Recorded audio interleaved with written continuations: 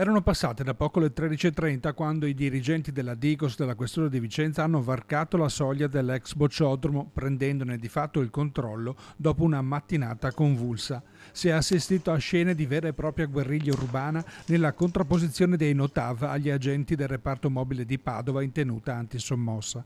Nei momenti di massima tensione, una trentina di militanti asserragliati nel retro dello stabile hanno bersagliato con frontamatura gli agenti che tentavano di disarticolare le barricate composte da legnami e inferriate ammassate nel cortile.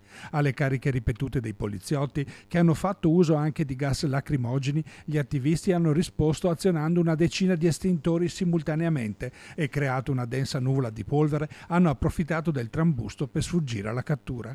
Fortunatamente non si sono registrati feriti. La mattinata era iniziata con la rimozione di peso di una ventina di militanti che si erano arrampicati sul tetto dell'edificio, costringendo gli operatori ad utilizzare la piattaforma aerea messa a disposizione dai vigili del fuoco.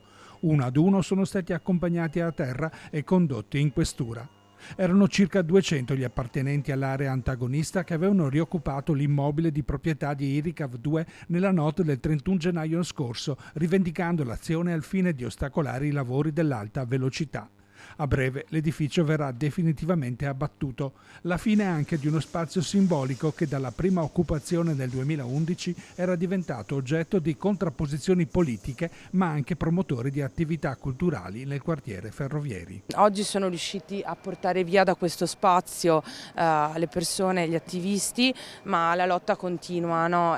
Di 2 giorni fa la notizia che Iricav 2 ha finalmente ceduto la proprietà del Bosco Lanerossi al comune, quindi quello è un bosco salvato, resta da salvare il bosco di Calte e resta comunque da continuare a fare in modo che questo progetto faccia i minori danni possibili in città e noi così continueremo a mobilitarci.